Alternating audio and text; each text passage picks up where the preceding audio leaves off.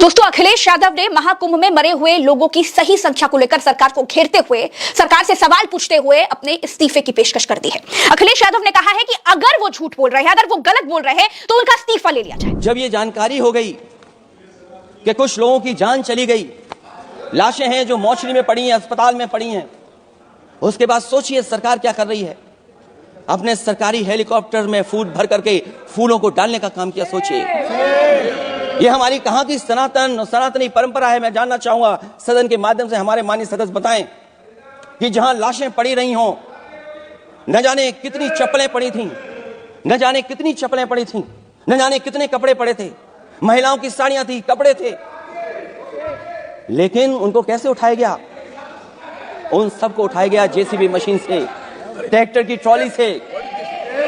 उनसे उठा करके कहां फेंका कोई नहीं जानता, लेकिन जब उनको लगा कि वहां से बदबू आ रही है, तो यही सरकार के लोग छिपाने लगे हैं। सुनते रहे हम लोग कि सरकार ने 100 करोड़ लोगों के आने का इंतजाम किया है, और अगर 100 करोड़, अध्यक्ष महोदय, अगर ये बात गलत है तो मैं रिजाइन आपको देना चाहता हूं। दोस्तों, एक तरफ तो पूरा विपक्ष सरकार को घेर रहा है, सरकार से सवाल कर रहा है, और दूसरी तरफ सरकार झूठ पर झूठ बोल रही है। पूरे आयोजन में 40 करोड़ श्रद्धालु आएंगे, लेकिन तैयारी हमारी होगी 100 करोड़ श्रद्धालुओं की व्यवस्था। जब अखिलेश यादव ने आकर के सही आंकड़ों पर सवाल किया, तो मुख्यमंत्री योगी आदित्यनाथ ने आकर उनको झुठला दिया, तमाम सवालों को दबा दिया। योगी आदित्यनाथ ने यह कहा कि मौत का आंकड़ा 30 ही है, 30 से ऊपर कुछ नहीं, हमने आंकड़ा दे दिया है। लेकिन अब सवाल है कि अगर आंकड़ा 30 है, तो जो बाकी लाशें आ रही हैं, ये कहां से आ रही हैं? डेथ बैग में ये जो नंबर 30 के ऊपर दिख रहे हैं, ये नंबर कहां से आ रहे हैं? दोस्तों, सवाल बहुत सारे हैं, लेकिन जवाबदेही किसी की नहीं है।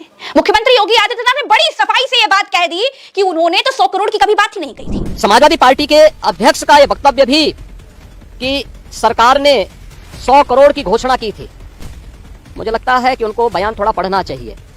ये लोग 12 बजे सो करके उठने वाले लोग हैं।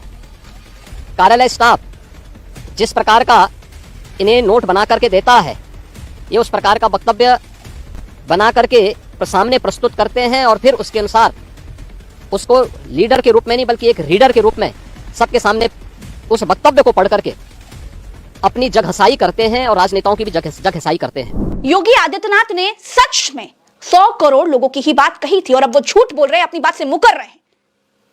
सुनिए जरा। पूरे आयोजन में 40 करोड़ श्रद्धालु आएंगे, लेकिन तैयारी हमारी होगी 100 करोड़ श्रद्धालुओं की व्यवस्था। 100 करोड़ श्रद्धालुओं की व्यवस्था। देखा, ये 100 करोड़ लोगों की बात करते थे, 40 करोड़ लोग आ रहे थे, ये इनको पता थी। ये 7 करोड़ लोगों को भी नहीं संभाल पाए। शर्म इन्हें नहीं आती, लेकिन झूठ पे झूठ बोल रहे हैं। ये कहते हैं कि विपक्ष झूठ बोल रहा है, ये कह रहे हैं कि विपक्ष चाहता था कि हादसा हो। देखिए, मुख्यमंत्री योगी आदित्यनाथ कहते हैं कि विपक्ष चाहता था कि हादसा हो, और विपक्ष के चाहने से हादसा हो गया। आपकी लापरवाहियां, आपने झूठ बोला, आपने इतने करोड़ लोगों को बुला लिया, आप उनको व्यवस्था नहीं दे पाए। इतनी बड़ी घटना को आपके सांसद कहते हैं कि इतना बड़ा कुछ नहीं हो गया। खड़गे राज्यसभा में खड़े होकर सरकार से सवाल पूछते हैं और मौत का आंकड़ा 1000 के ऊपर बोलते हैं। खड़गे बोलते हैं कि महाकुंभ में हजारों की संख्या में लोग मरे हैं। पहले सुनिए मल्लिकार्जुन खड़गे मौत की संख्या पर क्या बोलते हैं। मैं थाउजेंड्स बोला, इसीलिए मैं इस अंदाज से नहीं बोला किसी को ब्लेम करने के लिए, लेकिन वहां हुआ कितना, कितने लोग मरे, कम से कम वो इंफॉर्मेशन दे दो। अगर मैं गलत हूं, ठीक है, मैं आपसे माफी मांग लूंगा गलत है तो। अगर है कितने लोगों का देहांत हो रहा है, कितने लोग मरे, कितने लोग अभी भी लापता है, ये करना चाहिए। दोस्तों, खड़गे की इस बात के बाद बवाल हो गया, और उसके बाद सरकार बार बार ये कहने लगी कि खड़गे झूठ बोल रहे हैं। मुख्यमंत्री ये कहने लगे कि कांग्रेस महाकुंभ पर झूठ बोल रही है। मल्लिकार्जुन खड़गे ने जब ये बात कही कि मरने वालों की संख्या हजारों है, तब जगदीप धनखड़ जो मुख्यमंत्री योगी आदित्यनाथ के साथ मुस्कुराते हुए नजर आते हैं, महाकुंभ में आते हैं, और हमेशा हर बार सरकार के आगे हाथ जोड़े खड़े दिखाई देते हैं। वो जगदीप धनखड़ जी उनको टोकते हैं, उनको रोकते हैं। उसके बाद मल्लिकार्जुन खड़गे कहते हैं कि अगर मैं गलत हूं तो आप सही आंकड़ा दिखाइए, मैं माफी मांग लूंगा। I would expect you, sir, to on your own withdraw this statement. Withdraw this statement. It will help everyone. What message are we sending? Please allow him to speak. Please allow him to speak. Very painful, sir. आप आगे बता दीजिए। Okay, I appeal to you. I appeal to your good sense. राष्ट्रपति जी, I appeal to हमारी your good संसद sense. का अभिनंदन है। Please don't do it. और हम सभी Don't do it. उनका सम्मान करते हैं। Persuading. दोस्तों, सांसद हेमा मालिनी महाकुंभ की भगदड़ में मरे हुए लोगों पर कहती हैं कि इतना बड़ा भी कुछ नहीं हुआ।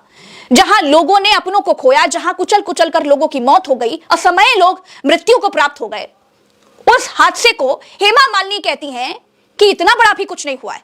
इसको देखिए दोस्तों, हेमा मालिनी ने कहा कि हम भी कुंभ गए, हमने अच्छे से स्नान किया था। ये सही है कि घटना हुई, लेकिन ये कोई इतना बड़ा भी नहीं हुआ था। इतना बड़ा है क्या है वो मैं नहीं जानती, मुझे नहीं मालूम। इससे ज्यादा बड़ा चढ़ाकर बताया जा रहा है। इसे सही तरीके से मैनेज कर लिया गया है। बहुत भीड़ आ रही है, इसलिए उसे मैनेज करना बहुत कठिन है। हेमा मालिनी जी को ये नहीं पता कि जमीन पर हालात क्या है। उड़कर आती है, उड़कर चली जाती है, हवा में रहती है। मैडम को क्या पता, सांसद मैडम क्या जाने कि असल में जो लोग कुचल कुचल कर मर गए अव्यवस्थाओं के कारण, उन लोगों के परिवार वालों पर क्या बीत रही होगी। मैडम भी मुस्कुराते हुए गंगा स्नान करके चली जाती हैं। दोस्तों, सरकार ने झूठ बोलने की सारी हदें पार कर रखी है। सरकार मानने को तैयार नहीं है, और यही बात अखिलेश यादव कह रहे हैं। अखिलेश यादव कह रहे हैं कि अगर आप गलत नहीं हैं तो फिर लाशें क्यों छुपा रहे हैं। सुनिए संसद में अखिलेश यादव ने क्या कहा। घायलों का इलाज, दवाइयों, डॉक्टर, भोजन पानी, परिवहन की उपलब्धता का आंकड़ा संसद में पेश किया जाए। महाकुंभ हादसे के लिए जिम्मेदार लोगों पर, महाकुंभ हादसे के लिए जिम्मेदार लोगों पर घोर दंडात्मक कार्रवाई हो। जिन्होंने सच छिपाया है उनको दंडित किया जाए। अध्यक्ष महोदय, हम डबल इंजन की सरकार से पूछते हैं, अगर अपराध बोध नहीं था तो आंकड़े दबाए, छिपाए और मिटाए क्यों गए हैं। दोस्तों, संसद में कोई भी बात ऐसी नहीं कही जाती है, ऑथेंटिक होती है तभी वो बात कही जाती है। और अखिलेश यादव के हाथ में आप ये जो कागज देख रहे हैं, इससे साफ पता चल रहा है कि एक एक बात अखिलेश यादव लिख कर लाए हैं और लिखी हुई बात ही कोट कर रहे हैं, क्योंकि संसद में कोई भी बात हवा में नहीं की जाती। तो इससे साफ पता चल रहा है कि सरकार पर्दा डालने की कोशिश कर रही है और विपक्ष आवाज उठा रहा है। दोस्तों, जो काम हिंदुओं की सरकार, हिंदुओं पर छाती पीटने वाली सरकार श्रद्धालुओं के लिए नहीं कर पाई, वो काम विपक्ष ने किया। 2 सेकंड का मौन भाजपा नहीं दिला पाई, लेकिन अखिलेश यादव ने जब मौन लेने की बात कही तो उन्हें टोक दिया गया। स्पीकर ओम बिरला ने उन्हें कहा कि ये तो मेरा काम है। सुनिए। मैं उसमें से 2 मिनट का समय महाकुंभ हादसे का शिकार लोगों की आत्मा की शांति के लिए खड़े होकर के मौन रखना चाहूंगा।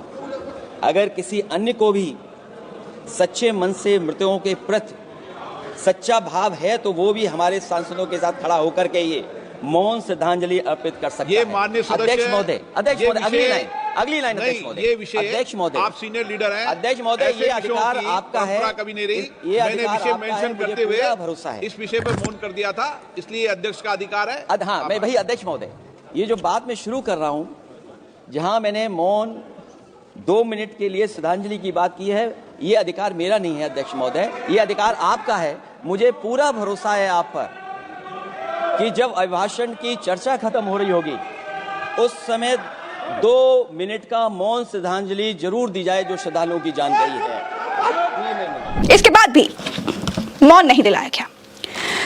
दोस्तों, आप ये देखिए कि हिंदुओं के नाम पर सरकार